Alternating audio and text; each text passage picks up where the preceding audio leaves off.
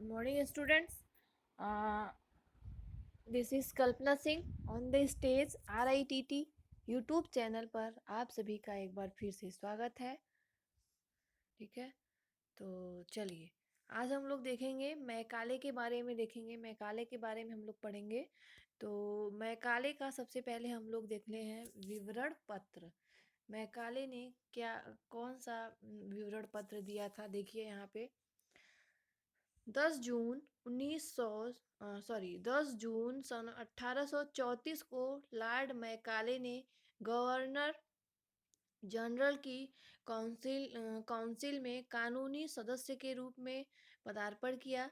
उस समय तक प्राच्य पाश्चात्य विवाद उग्र रूप धारण कर चुका था। लॉर्ड विलियम वेंटिक का विश्वास था कि मैकाले जैसा प्रकांड विद्वान ही उस विवाद को समाप्त कर सकता था।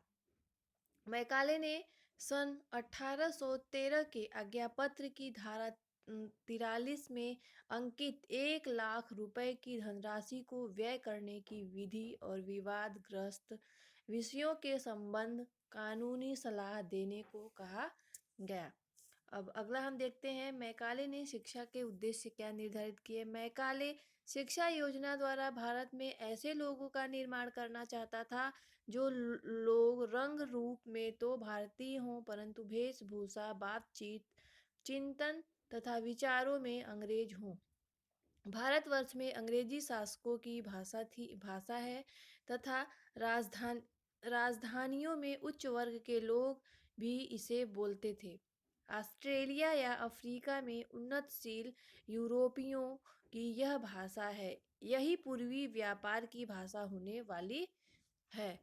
अतः हम चाहे भाषा के महत्व पर विचार करें या देश की परिस्थितियों पर, अंग्रेजी ही भारतीयों के लिए हितकर रहेगी। ठीक है, तो मैकाले का कहना था कि जो भारतीय लोग हैं वह अंग्रेजी पढ़ें और अंग्रेजी बोले और उनके विचार, उनके सोचने की जो शक्ति है, चिंतन जो करते हैं वो क्या करें, इंग्लिश में ही करें। अंग्रेजी को इन्होंने बहुत ज़्यादा महत्व दिया। और जो इनका ये भी मानना था कि जो लोग भारतीय लोग हैं वो रंग रूप में तो भारतीय हों परंतु वेशभूषा, बातचीत, विचार और चिंतन से क्या हो, अंग्रेजी प्रतीत हो। ठीक है, तो अब आगे हम देखते हैं आज्ञा पत्र की धारा 43 का पुष्टिकरण। तो मेरी समझ से संसद के कानून का वह अर्थ किसी प्रकार नहीं लग सकता जो लगाया गया है। उसमें विरोध भाषाओं और विज्ञानों का नाम नहीं है। केवल विद्वानों के प्रोत्साहन और साहित्य के पुनरुद्धार के लिए धनराशि सुरक्षित की गई है। यह 1 लाख रुपए साहित्य के पुनरुद्धार के लिए नहीं, भारतीयों में विज्ञान के प्रसार के लिए भी है। अब आगे देखिए शिक्षा नीति। मैकाले की शिक्षा नीति क्या थी ना, तो शिक्षा के लिए निर्धारित धनराशि को सर्वोत्तम प्रयोग करके अंग्रेजी शिक्षा के लिए ही किया जा सकेगा। दूसरा है संस्कृत, अरबी और फारसी की शिक्षण संस्थाओं को बंद नहीं किया जाएगा। उनके शिक्षकों के वेतन और छात्रों की छात्रवृत्ति के लिए आर्थिक अनुदान जारी रहेगा। अब तीसरा पॉइंट है हमारा, भविष्य में प्राच्य साहित्य के मुद्रण और प्रकाशन पर कोई व्यय नहीं किया जाएगा। और नंबर 4 है बचने वाले धनराशि को अंग्रेजी भाषा, अंग्रेजी साहित्य और पाश्चात्य ज्ञान विज्ञान की शिक्षा पर बल दिया जाएगा। अब आगे है हमारा नेक्स्ट टॉपिक है लॉर्ड मैकाले के विवरण पत्र के शिक्षा नीति के परिणाम। 1835 में इन्होंने दिया था। भारत में अंग्रेजी माध्यम की अंग्रेजी शिक्षा प्रणाली की शुरुआत की थी इन्होंने।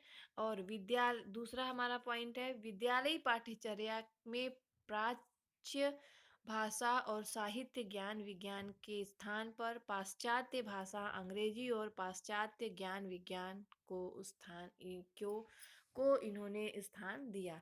यानी भारतीय शिक्षा के स्थान पर इन्होंने अंग्रेजी और पाश्चात्य ज्ञान विज्ञान को ज़्यादा बल दिया। अब आगे हम देखते हैं मैकाले के विवरण पत्र के गुण। तो इसमें देखिए पहला पॉइंट है, यहाँ पे देखिए मैकाले के विवरण पत्र के गुण। ठीक है, तो अब यहाँ पे पहला पॉइंट देखिए, प्राच्य पाश्चात्य विवाद के विषय में तर्कपूर्ण निर्णय। मैकाले ने यूं तो पाश्चात्यवादियों का समर्थन किया था और पक्षपात पूर्ण ढंग से किया, परंतु जिस चतुराई के साथ किया था वह उसकी विशेषता कहलाएगा। नंबर 2 है हमारा पाश्चात्य भाषा साहित्य और ज्ञान विज्ञान की वकालत। तो ज्ञान अपने आप में प्रकाश है, अमृत है, वह कहीं से भी प्राप्त हो उसे लेना चाहिए। मैकाले पाश्चात्य ज्ञान विज्ञान की श्रेष्ठता स्पष्ट की अ, पाश्चात्य ज्ञान विज्ञान की श्रेष्ठता स्पष्ट किया उन्होंने, उसे भारतीयों को परीक्षित करने वाले पर बल दिया। अब आगे है हमारा प्रगतिशील शिक्षा की वकालत। मैकाले के समय भारत में जो शिक्षा चल रही थी वह रूढ़िवादी व प्राचीन साहित्य प्रधान थी। इन्होंने इसे आधुनिक ज्ञान विज्ञान प्रधान बनाने पर बल दिया। अगला पॉइंट है हमारा शिक्षा के क्षेत्र में धार्मिक तटस्थता की नीति। मैकाले के समय हिंदू पाठशालाओं में हिंदू धर्म, मुस्लिम मकतब और मदरसों में इस्लाम धर्म और ईसाई मिशनरियों के स्कूलों में ईसाई धर्म की शिक्षा अनिवार्य रूप से दी जा रही थी। इन्होंने सरकार द्वारा अनुदान प्राप्त स्कूलों में किसी भी धर्म की शिक्षा न देने की सिफारिश की थी। यानी कि हिंदू धर्म में हिंदू की शिक्षा और मुस्लिम धर्म में मकतब में मुस्लिम धर्म की शिक्षा और ईसाइयों के स्कूल में ईसाई धर्म की शिक्षा दी जाती थी। और इनका मानना था कि ये सब न हो, धर्म की शिक्षा न दी जाए। ठीक है, अब आगे हम देखते हैं मैकाले के विवरण पत्र के दोष। मैकाले के जो विवरण पत्र दिया उसका दोष क्या है। तो यहाँ पे देखिए 1813 के आज्ञा पत्र की धारा 43 की पक्षपात पूर्ण। तो यहाँ पे देखिए मैकाले के अनुसार उनके शिक्षा के लिए स्वीकृति धन राशि किसी भी रूप में व्यय की जाती थी।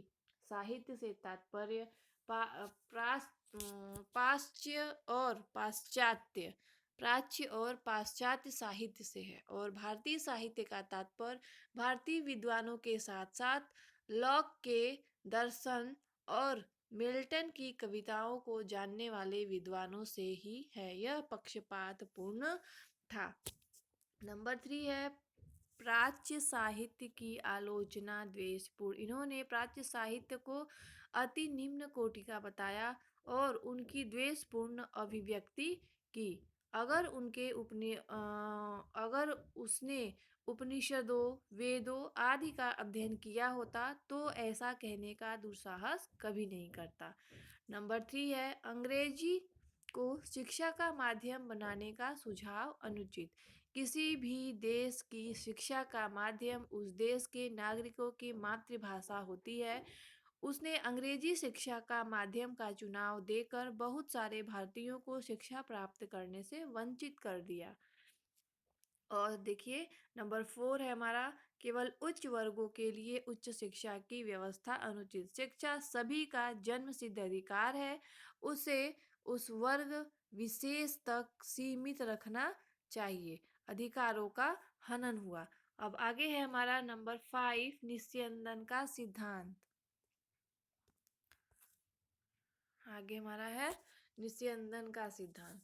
ये देखिए निस्यंदन का सिद्धांत। तो मैकाले का कहना था सिर्फ उच्च वर्ग के लोग को शिक्षा प्राप्त कर सकते हैं और निम्न वर्ग के लोग उनके संपर्क में आकर स्वतः शिक्षित हो जाएंगे। परंतु मैकाले ने इसकी पुष्टि तर्कपूर्ण ढंग से की, जो आगे चलकर एक बार सरकार की शिक्षा नीति का अंग बनी। देखिए ये निस्यंदन का सिद्धांत बहुत इंपॉर्टेंट है, शॉर्ट में आता है क्वेश्चन, तो इसको आप लोग अच्छे से समझिए। निस्यंदन की सिद्धांत को छन्नीकरण का सिद्धांत भी कहते हैं। छन्नीकरण का सिद्धांत यानी कि हम उच्च वर्ग के लोगों को जब शिक्षित करेंगे तो उनसे जो शिक्षा है उनके संपर्क में जब व्यक्ति आएंगे तो उनसे छन के हमारे यानी कि निम्न वर्ग के लोग शिक्षित होंगे।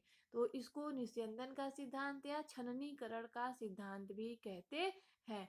अब अगला है हमारा मैकाले के विवरण पत्र का भारत पर तत्कालीन प्रभाव। मैकाले के विवरण पत्र का भारत के शिक्षा पर क्या प्रभाव पड़ा? ठीक है, तो शिक्षा नीति की घोषणा।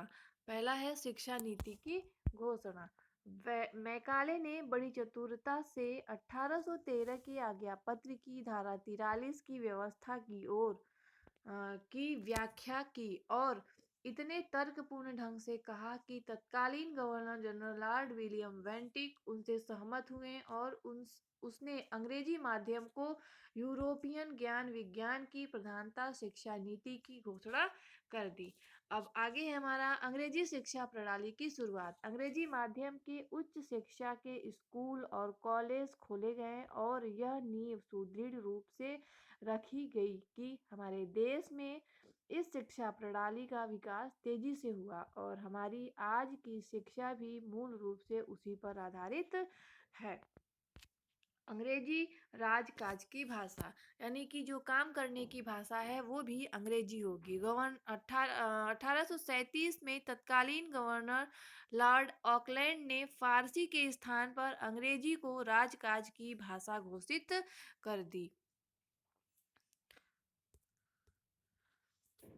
ठीक है, तो आज हमारा मैकाले